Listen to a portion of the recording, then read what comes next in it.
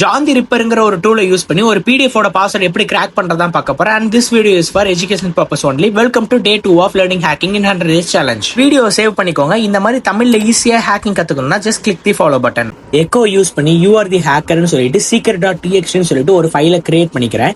இந்த ஃபைலை நான் கிரியேட் பண்ணதுக்கு அப்புறமா நம்மளோட டிக்ஷனரியில சேவ் ஆயிரும். ஒன்ஸ் டிக்ஷனரியில சேவ் ஆனதுக்கு அப்புறமா இதை நான் பாஸ்வேர்ட் போட்டு secret.zipன்னு சொல்லிட்டு சேவ் பண்ணி வச்சுக்கிறேன்.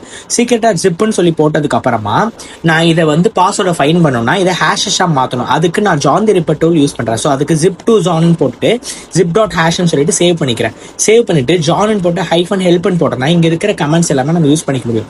இப்போ நான் இதை ஃபைன் பண்ண போறேன். இப்போ ஜான் போட்டுட்டு zip.hashங்கிற அந்த ஃபைலை மென்ஷன் பண்ணிட்டு வேர்ட் லிஸ்ட்ல rocky.txt சொல்லிட்டு ஒரு கான்செப்ட் இருக்கு. ஸோ அந்த கான்செப்ட் படி நான் போட்டேனே அந்த பாஸ்வேர்ட்ஸ் எனக்கு கொடுத்துருச்சு.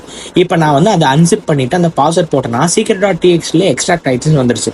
இப்போ நான் கேட்டுங்கிற கமாண்டை யூஸ் பண்ணி செக் பண்ணி பார்த்தேன்னா யூ ஆர் தி ஹேக்கர்னு வந்துடும்.